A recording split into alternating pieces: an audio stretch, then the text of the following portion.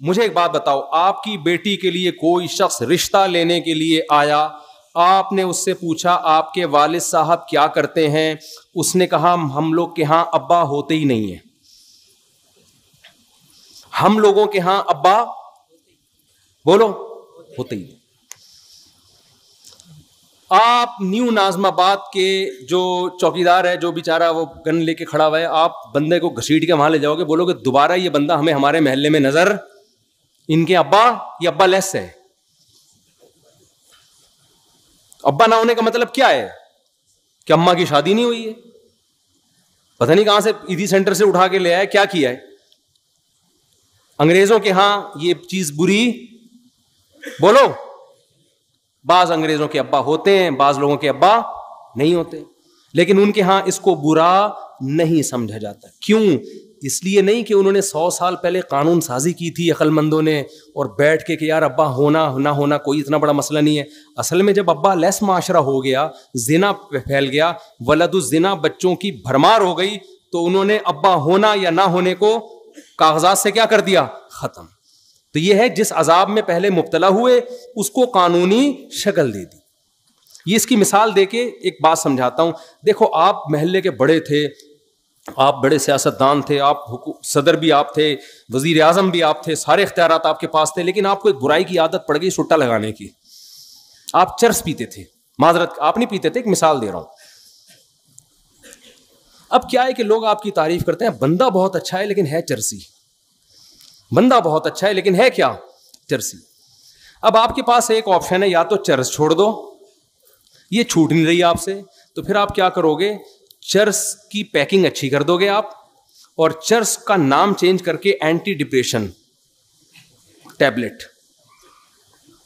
کیا خیال ہے, اس پہ برائی کا لیبل آپ کیا کر دو گے, ہٹا دو گے, تاکہ لوگ مجھے چرسی چرسی نہ کہیں, مجھے مہذب کہیں. اور پھر آپ کا مقام اتنا بڑا ہوگا کہ تھوڑے دنوں میں جو چرس نہیں پیتا ہوگا لوگ اس کو دقیانوس, پینڈو, جاہل سمجھیں گے. چرسیوں کی معاشرے میں کیا ہوگی, عزت. پھر اگر کوئی آپ کے گھر میں رشتہ لے کر آئے گا, آپ کہتے ہیں بھائی پیتا ہے کہ نہیں پیتا, وہ کہے گا نہیں پیتا, دقیانوس, بیکورڈ, دفعہ یہاں سے. خدا کی قسم یہی کیا گورے نے ہمارے ساتھ. جو لڑکیاں پردہ کرتی ہیں, اسکارف لیتی ہیں, حجاب کرتی ہیں, گھروں میں رہتی ہیں, بھائی کا احترام, باپ کا احترام, ماں کا احترام, کسی غیر مرد کی طرف نظر نہیں اٹھانا. جب نکاح کا موقع آیا ابا سے پوچھا, ابا نے کہا ہاں بھائی ٹھیک ہے, عزت کے ساتھ رخصت کر دی, شوہر کے ساتھ وفا کر رہی ہے. پھر میاں بھی بڑا اچھا ماشاءاللہ, وہ بھی نہ کسی خاتون کو نگاہ بھر کے دیکھتا ہے, نہ ٹکٹکی باندھ کے دیکھتا ہے, اسے پتا ہے جی میرے گھر میں میری بیگم آ گئی, بہت اچھا. اور جناب خود بھی بڑا نمازی, پرہیزگار, حاجی, دفتروں میں جاتا ہے, ٹائم پہ جاتا ہے, ٹائم سے واپس آتا ہے, ایمانداری کے ساتھ جاب کر رہا ہے, لوگوں کی خدمت کر رہا ہے. تو ہونا یہ چاہیے تھا بھائی زبردست انسان ہے, لیکن اس کو لبرل لوگ, پڑھے لکھے لوگ کیا کہیں گے, ایک نمبر کا کیا ہے, دقیانوس. گرل فرینڈ بوائے فرینڈ رکھ رہے ہیں لوگ, لڑکیوں سے دوستیاں ہو رہی ہیں, یونیورسٹیوں میں کو ایجوکیشن سسٹم ہے, فیمیل ٹیچر پڑھا رہی ہے اور لڑکے پڑھ رہے ہیں. اس کو ماڈرنزم سمجھا جاتا ہے, اس کو سمجھاتے یہ اچھا معاشرہ ہے جہاں عورت کی عزت ہو رہی ہے. سمجھ میں آ رہی ہے بات؟ برقع پہنا دی عورت کو, او ہو یہ لوگ تو ظالم ہیں. ابے عورت کو کمبختو برقع پہنا کے مردوں کی عیاشی رکتی ہے, عورت کی نہیں رکتی. عورت جتنا بے لباس گھومے گی مزہ تو مردوں کو آئے گا, عورت کو تھوڑی آئے گا. یہ عجیب قسم کی فضول قسم کا فلسفہ ہے کہ عورت کو کپڑوں سے آزاد کرنے کو عورت کی آزادی سمجھا جا رہا ہے. عورت جتنا کپڑوں سے آزاد ہوگی مزے کس کو آئیں گے, مردوں کو آئیں گے. جتنے کپڑے پہنے گی تو مردوں کے مزے خراب ہوں گے. مردوں کی عیاشی پہ لیبل کس کا لگا دیا, عورت کی آزادی کا. یہ گورے نے آپ کے ساتھ یہ کام کیا ہے. کمال کی بات ہے, ایک مسلمان جو اپنی بیوی کے ساتھ ساری زندگی وفا کرتا ہے, انڈے, آلو, پیاز, ٹماٹر, ہرا دھنیا, ادرک. آج پرچی میں کیا کیا لکھا ہوا تھا بھائی, آپ کے پاس آئی تھی نا پرچی, مجھے تو یاد ہو گئی. ایک دن تو میں نے جمعے کے دن جو ہے نا پرچی نکالی, وہ دعاؤں کے لیے پرچی دیتے ہیں, وہ میرے گھر کے سودے کی نکل آئی. اب میں بے دھیانی پڑھوں, 1 کلو آلو, 3 کلو ٹماٹر, تو ہمارا تو سارا دن کام ہی یہی ہے. ایک مرد, مسلمان مرد جو گھر میں بیوی کو ساری زندگی کھلاتا ہے اور پھر بھی تانے سنتا ہے, کیا آپ سے ملا کیا مجھے؟ وہ پھر بھی اس کو سہتا ہے, اس کی اولاد کی ساری زندگی خرچے اٹھاتا ہے, بچے کی پیدائش کا خرچہ اس کے ذمے, بچے کی بچیوں کی ٹینشن یہ لے رہا ہوتا ہے, اب تو دامادوں کو بھی پال رہا ہے, صحیح ہے نا, شادی ہونے کے بعد ساری ٹینشنیں ایک مرد اٹھا رہا ہے, اس کا بیوی سے صرف یہ مطالبہ ہے کہ میری مرضی کے بغیر گھر سے باہر مت نکلو. اس کو دقیانوس قرار دے دیا, بیکورڈ, عورتوں کے حقوق کا محافظ نہیں ہے یہ, عورتوں پہ پابندیاں لگائی ہوئی ہیں, بیڑیاں باندھ کے رکھا ہوا ہے. اور گورا جو کمبخت اپنے خرچے پہ, شکر ہے کمبخت کا انگلش میں ترجمہ نہیں ہے, ورنہ گورے بھی کچھ بیان سنتے ہیں نا, ان کو کیا پتا کمبخت کا کیا مطلب ہے. اگر آپ سے کوئی ٹرانسلیشن کروائے تو اس کو بولے قابل احترام, ہاں, کیونکہ بعض دفعہ گورے بھی سن رہے ہوتے ہیں, رپورٹیں آئی ہیں اس طرح کی. تو گورا کمبخت ساری زندگی عورت سے مزے اڑائے گا, ساری, بالغ ہوتے ہی گرل فرینڈ پہ کوئی خرچہ ہوتا ہے؟ کوئی خرچہ نہیں ہوتا ان کے. یہ آپ لوگ کے وہم ہے کہ گرل فرینڈ پہ, ان کے گرل فرینڈ پہ بھی 5 روپے بھی خرچ نہیں کرتے. گرل فرینڈ برگر کھائے گی اپنے پیسوں سے, اور لڑکا برگر کھائے گا. ہمارے یہاں تو گرل فرینڈ میں آدھے ہو جاتے ہیں لوگ. وہ ایک آدمی گیا نا گرل فرینڈ کو لے کر ہوٹل پہ, کہتا ہے اللہ کے نام پہ 2 دودھ پتی دے دے. اس نے کہا کمبخت دوسری دودھ پتی کس کے لیے, اور اللہ کے نام پہ کیوں مانگ رہا ہے؟ کہہ رہے یار وہ گرل فرینڈ آئی ہوئی ہے. تو کہا کمبخت تو اتنا غریب ہے تو گرل فرینڈ کیوں رکھی ہوئی ہے تو نے؟ کہہ رہا رکھ کے غریب ہو گیا ہوں, پہلے نہیں تھا, اتنا خرچہ کیا اس کے اوپر. گرل فرینڈ پہ, بیوی پہ تو اس سے بھی زیادہ خرچے ہیں. اس کے تو ماموں جب آئیں گے تو ان کے لیے سموسے لے کر آؤ, اس کے پاپا آئے ہوئے ہیں تو ان کے لیے رول لے کر آؤ, اس کے چاچا آئے ہوئے ہیں تو اس کے لیے جلیبیاں لے کر آؤ, ان کو یہ پسند ہے, ان کو وہ پسند ہے. ایک طویل سلسلہ لا متناہی, نہ ختم ہونے والا سلسلہ. ان کو کیا کہہ دیا گورے نے؟ بیکورڈ, عورتوں کی زنجیریں باندھی ہوئی ہیں. اور گورا ساری زندگی عورت سے عیاشی کرتا ہے, مزے اڑاتا ہے, 1 روپے بھی اس پہ خرچ نہیں کرتا. اور اتفاق سے 50 سال میں جب وہ شادی کر بھی لیتا ہے تو آپ جا کے پوچھیں, ایک چائے کی پیالی اپنے خرچے پہ اپنی بیوی کو نہیں پلاتا وہ. تو اس بدماشی, یہ چرس ہے نا, یہ وہی ہے کہ چرسی تھے. نام کیا رکھ دیا؟ کیونکہ مہذب قوم ہے نا, گورے ہیں بھائی, مہذب ترقی یافتہ قوم ہے, چاند پہ قدم رکھا ہے, مریخ پہ جانے کی باتیں ہو رہی ہیں. وہ کیسے یہ کہہ دیں گے کہ ہم مہذب لوگ نہیں ہیں؟ وہ کیسے مان لیں؟ تو انہوں نے کیا کیا, تہذیب کی ڈیفینیشن کو کیا کر دیا؟ چینج. میں سمجھا پا رہا ہوں کہ نئی کھوپڑی میں آ رہی بات.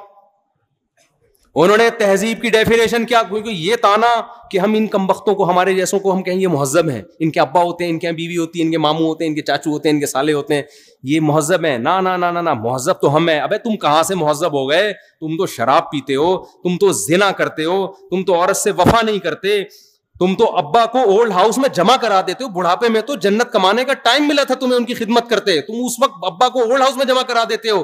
وہ کہتے ہیں اس سے کیا ہوتا ہے, اولڈ ہاؤس میں ان کی خدمت گورنمنٹ کرتی ہے, زیادہ اچھے طریقے سے پلتے ہیں وہ. اور اگر لڑکی راضی ہے تو ہم نے زنا کر لیا, تو زنا کیا ہے؟ یہ تو آپس کے ریلیشن ہے. انہوں نے تہذیب کی ڈیفینیشن کو کیا کر دیا؟ چینج. مذہب ہمیں اس ڈیفینیشن کو چینج کرنے بولو نہیں دیتا. مذہب کہتا ہے لا تقربوا الزنا. 2 قسمیں ہوتی ہیں, ایک جانور میں بھی ہے, کچھ جوڑے بنا کے رہتے ہیں اور کچھ گدھے گھوڑوں کی طرح رہتے ہیں. تم نے گدھے گھوڑے نہیں بننا, تم نے نکاح کر کے رہنا ہے. تو اللہ نے کیا کہا؟ پیدائش کا مقصد ہے اچھا بننا, اور اچھے کو ڈیفائن بھی اللہ نے خود کر دیا کہ اچھا وہ ہے جس کو میں اچھا کہوں گا. اللہ نے کہا سود مت کھاؤ, مزاربہ, شرکت, اجارہ کے طریقے پر پیسہ کما سکتے ہو, سود کے طریقے پر تمہیں پیسہ کمانے کی اجازت نہیں ہے. اللہ نے کہا کہ یہ تمہارا باپ ہے, اس کے سامنے تم نے اف کیا تو تم اللہ کی نظر میں برے لوگوں میں شامل ہو جاؤ گے. بدنظری کی اجازت نہیں ہے. تو یہ دوسرا فرق ہے. تیسرا فرق کیا ہے؟ یہ یعنی غیر مسلم میں اور ہم میں 2 فرق میں نے بتا دیے. تیسرا اور آخری فرق بتا کے اپنے بیان کو ختم کرتا ہوں. دیکھو تیسرا فرق کیا ہے. اسلام نے آپ کو رہبانیت کی اجازت نہیں دی ہے. آپ کہہ سکتے ہیں نا ہمارا ہدف جب آخرت ہے تو مفتی صاحب پھر ہم ڈاکٹر بننے کو چھوڑ دیتے ہیں, کیا خیال ہے؟ پھر ہم سائنٹسٹ بننے کی کوشش, بولو نا, نہیں, پھر ہم اللہ اللہ کرتے ہیں, بس بیٹھ جاتے ہیں مسجد میں مصلی ڈال کے. یہ نہیں ہے. لا رہبانیت فی الاسلام.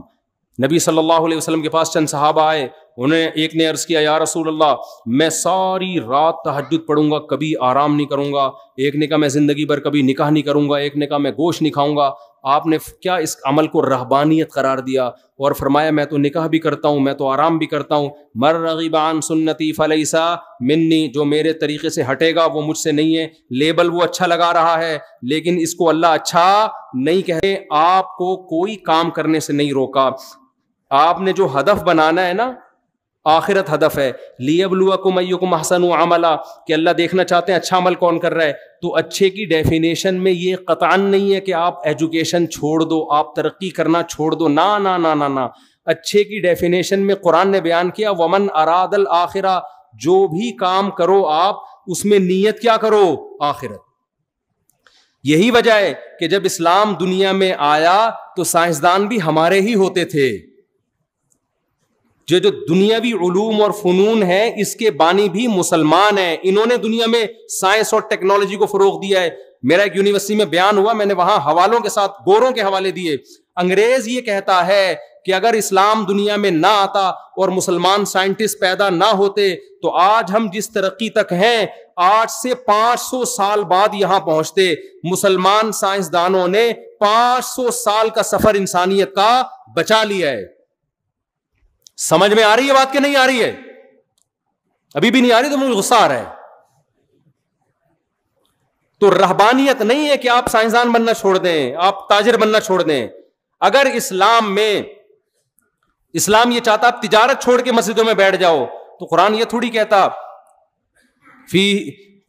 کہتا رجال اللہ تلہیہم تجارت ولا بیع عن ذکر اللہ.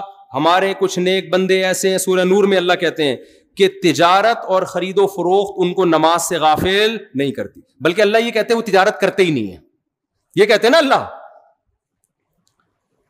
تو آپ نے کیا کرنا ہے, کیونکہ ہدف آخرت ہے تو اس آخرت کے ہدف کے لیے دنیا چھوڑنی نہیں ہے, بلکہ دنیا میں اپنی نیت کو کیا کرنا ہے, بولو نا صحیح. آپ ڈاکٹر بنو, صرف پیسہ برائے پیسہ یا لوگوں کی جیبیں خالی کرنا مقصد نہ ہو. اپنی قوم کو ترقی دلانا, اپنے ملک کو ترقی دلانا, انسانیت کی خدمت کرنا. قرآن کہتا ہے جس نے ایک انسان کی جان بچائی ایسے جیسے تمام انسانیت کو بچا لیا. تو ڈاکٹر بن کے آپ ہزاروں انسانوں کی جان بچانے کا ذریعہ بنو گے کہ نہیں بنو گے؟ تو جو آپ کا بچہ میڈیکل کالج میں جا رہا ہے آپ نے پلاننگ کیا کرنی ہے, بیٹا میں تجھے انسانیت کی خدمت اور آخرت کے لیے ڈاکٹر بنا رہا ہوں, لوگوں کی جیبیں کاٹنے کے لیے اور ایسے نسخے لکھنے کے لیے کہ ایسی دوا لکھ کے دی ہے جو ڈاکٹر کے ماموں کی دکان کے علاوہ کہیں اور پوری دنیا میں مل ہی نہیں رہی ہے. آج ڈاکٹر دوا لکھ کے دیتا ہے, ڈاکٹر کے ماموں کا میڈیکل اسٹور ہے, اس کے علاوہ پوری کائنات میں WHO سے رابطہ کر لیں آپ, وہاں بھی نہیں ملے گی آپ کو. اس کا مطلب کیا ہے؟ اس ڈاکٹر کا مقصد پیسہ کماؤ بھائی, آپ بنے ہو, خرچہ ہوا ہے, کس نے منع کیا ہے؟ لیکن اس کے ساتھ ظلم تو نہ کرو نا. جو ڈاکٹر ایسا نسخہ لکھ کے دے رہا ہے جو اس کے چاچو کے علاوہ کسی اور دکان پہ میڈیکل میں ملتا ہی نہیں ہے, اس کا مطلب اس کا مقصد آخرت, یہ دھوکہ دے رہا ہے, زیادتی کر رہا ہے. ایک دوا مہنگی ہے, وہی فارمولے میں دوا سستی بھی مل رہی ہے, لیکن اس کمپنی نے آپ کو گفٹ دیے ہوئے ڈاکٹروں کو. ایسا ہوتا ہے کہ نہیں ہوتا؟ تو ڈاکٹر جان بوجھ کر وہی فارمولا, وہی نسخہ مہنگی کمپنی والا لکھ کے دے رہا ہوتا ہے. تو اسلام نے آپ کو منع نہیں کیا, جس فیلڈ میں ہو اسی میں خدا کو تلاش کرنا ہے, لیکن وہ فیلڈ حلال ہونی چاہیے, حرام نہیں, کیونکہ حرام میں خدا ملتا نہیں ہے. آپ کو فنکار بننے کی اجازت نہیں ہے, گلوکار بننے کی اجازت نہیں ہے, فلم انڈسٹری میں جانے کی اجازت نہیں ہے, آپ کو تاجر بنے لیکن چرس بیچنے کی اجازت نہیں ہے, شراب کا بزنس کرنے کی اجازت نہیں ہے. یہ تیسرا فرق ہے ان لوگوں میں جو اسلام کو مانتے ہیں اور جو اسلام کو نہیں مانتے. گورا جب دنیا کا کوئی کام کرتا ہے اس کے سامنے آخرت نہیں ہوتی, مسلمان جب کوئی کام کرتا ہے اس کے سامنے آخرت ہوتی ہے. گورا جب کوئی کام کرتا ہے تو یہ دیکھتا ہے کہ لا کیا ہے, لیگل ہے یا انلیگل ہے. مسلمان جب کوئی کام کرتا ہے تو لیگل انلیگل سے پہلے وہ یہ دیکھتا ہے کہ حلال ہے یا حرام ہے. تو یہ 3 کام اگر آپ نے کر لیے تو میرے بھائی پھر اللہ نے آخرت میں ہمارے لیے خوشخبریاں رکھی ہیں. اور آخری اور سچی مچی کی آخری بات, آپ کہیں گے آخری کر کے پھر 1 گھنٹہ کھینچ دیا, سچی مچی کی آخری بات, بالکل سچی مچی کی, کیونکہ ماشاءاللہ اتنے لوگ اکٹھے ہوئے پھر کہاں پکڑائی میں آتے ہیں اتنے آرام سے لوگ. دیکھو ہر پیغمبر نے اپنی قوم میں جا کے اس گناہ کو ہائی لائٹ کیا ہے اور اس پہ رد کیا ہے جو اس قوم میں بہت زیادہ رائج ہو گیا. شعیب علیہ السلام نے اپنی قوم کو کیا سمجھایا؟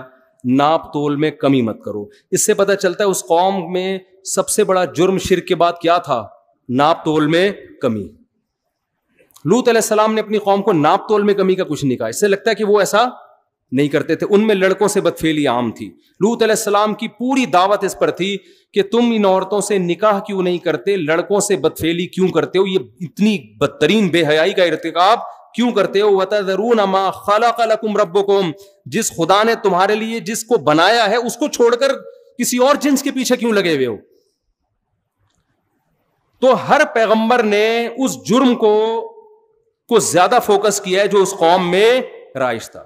ہماری قوم میں بھی بہت سارے جرائم ہیں, ناپ تول میں کمی بھی ہے, 2 نمبری بھی ہے, لیکن آپ کو 2 نمبر بھی ملیں گے, 1 نمبر بھی ملیں گے.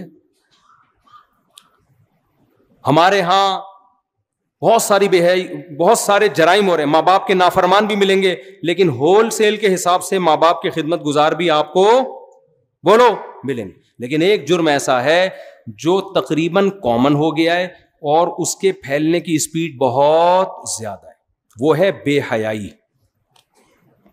سمجھتے ہو؟ اس کو لوگوں نے جرم کی فہرست سے نکال.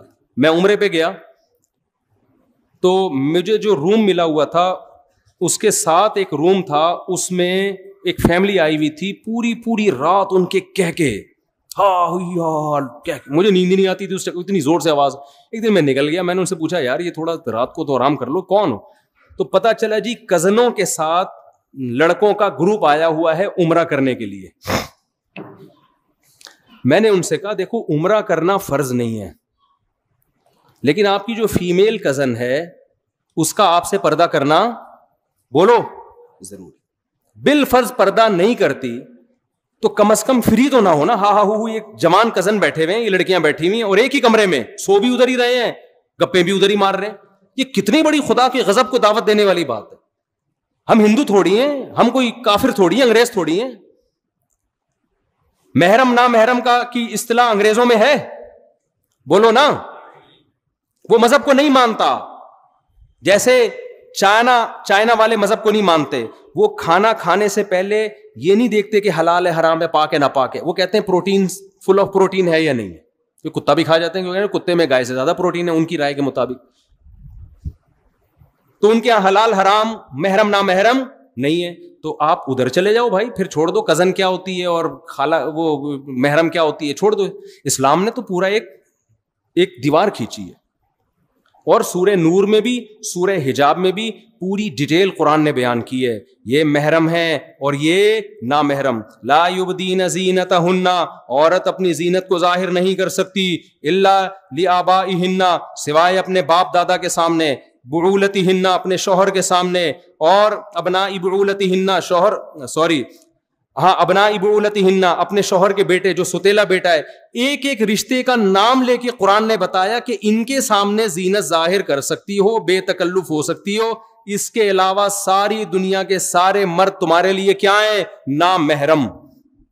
آج ہم ماڈرن ہوتے ہوتے اتنے ماڈرن ہو گئے ہیں کہ محرم نامحرم کی ٹرم ایک مولویوں کی ٹرم سمجھی جاتی ہے, دقیانوس لوگوں کی ٹرم سمجھی جاتی ہے. کوئی نوجوان اپنی کزن سے ہنس کے بات نہیں کر رہا, رشتہ دار اس سے کہیں تمہاری کزن ہے یار گپ شپ لگاؤ, وہ کہ یہ میری لیے نامحرم ہے, تو کیا کہتے ہیں؟ دقیانوس. پرانے خیالات کا. انسان کا دل صاف ہونا چاہیے. میں سمجھا پا رہا ہوں اپنی بات؟ او بھائی یہ کیا ہو رہا ہے یہ معاشرے میں؟ خدا نہیں چھوڑے گا, دنیا کچھ نہیں, دنیا تو آپ کی اور عزت کرے گی, بڑا لبرل ہے, بڑا ماڈرن ہے, بڑا ماڈرن ہے. خدا نہیں چھوڑے گا, یہ یاد رکھو. یہ جو اللہ بھینس کے دودھ پلا رہا ہے نا ہمیں, سوکھے چارے کھلا کھلا کے بیچ سے خربوزے نکال رہا ہے, اس کا اللہ ہم سے قیمت لے گا. پوری قیمت نہیں, صرف اتنی کہ تم نے شکر ادا کیا. کہ پوری قیمت تو کوئی بھی نہیں دے سکتا. اللہ اتنا پوچھے گا کہ خربوزے کھا کے اور میری نعمتیں صبح شام کباب پراٹھے کھا کے, کم وقتوں میں نے تمہیں یہ بتایا تھا کہ یہ محرم ہے یہ نامحرم ہے, یہ فرق تم نے کیا کہ نہیں کیا. اگر آپ لبرل بن رہے ہو, خدا کو آپ کے اسلام کی کوئی ضرورت نہیں ہے. تو مجھے بڑا تعجب ہوا کہ یار اب عمرے جیسے مبارک سفر میں بھی یہ ہو رہا ہے. کزنیں ہاں وہ پوری رات کہہ کے لگ رہے ہیں ایک کمرے میں. تو میں نے ان سے کہا, میں نے کہا اول تو کزن کو چاہیے اپنے میل کزن سے پردہ کرے. پردہ نہیں کرتی, بے تکلف تو نہ ہو نا. بے تکلف بھی ہوتی ہے تو اس سفر میں تو نہ ہو, کم از کم اس سفر میں تو نہ ہو. یہ تو عمرے کا سفر ہے. مذہب چند رسومات کا نام رہ گیا ہے جو اسلام کی. یہ پتہ ہے کیا ہے, اس بے حیائی سے آہستہ آہستہ ہمارا فیملی سسٹم کیا ہو جائے گا, تباہ. گورے آج جو گدے گھوڑوں والی زندگی گزار رہے ہیں نا, ابا کا ہی نہیں پتا, ان کے تو خالہ چچا ہی نہیں ہوتی. کبھی سنا اوباما صاحبہ کی خالہ آئی ہوئی ملنے کے لیے, عید پہ بلایا انہوں نے اس کو؟ ہوں گی, مجھے میں اتنا بڑا الزام نہیں لگاتا کسی پہ, لیکن کوئی ویلیو نہیں ہے ان کے یہاں. تو یہ آہستہ آہستہ جو بے تکلفیاں ہو رہی ہیں نا براڈ مائنڈڈ بن کے, اس کی سزا آپ کی نسلوں کو بھگتنی پڑے گی. کیونکہ یہ براڈ مائنڈڈ بنتے بنتے آپ پھر وہ حدود آہستہ آہستہ کراس کرو گے جو آج آپ برا سمجھ رہے ہو جس کو, لیکن کل وہ حدود کراس ہوں گی. یونیورسٹیوں میں فیمیل ٹیچرز پڑھا رہی ہیں, لڑکے ان سے فری ہو رہے ہیں, ہاں وہ گپ شپ لگا رہے ہیں, کہہ رہے ہیں براڈ مائنڈڈ, ہماری نیت صاف ہے. آپ کی نیت صاف ہو یا نہ ہو, آپ کو نامحرم سے فری ہونے کی اجازت اللہ نے آپ کے لیے, آپ کی دلچسپی کے لیے صرف اور صرف آپ کی بیوی کو بنایا ہے. اس کے علاوہ اللہ نے آپ کے لیے کسی اور کو نہیں بنایا. جتنا فری ہونا ہے, ہاں ہاں ہو ہی کرنا ہے, بیوی کے ساتھ بیٹھ کے کر لو. اس کو لفٹ کرانے کے لیے تیار نہیں. کتنی عورتیں کہتی ہیں کہ ہمارا میاں گٹر کے ڈھکن پہ بیٹھا رہتا ہے سارا دن باہر, اور ہاں ہاں گپ شپ ہو رہی ہے, لڑکوں وہ دیکھ رہی ہوتی ہے کھڑکی سے جھانک کے, اور بڑی گپیں چل رہی ہیں, اور اندر آتا ہی ایسے جیسے ناک پہ مکھی بٹھا کے آئے.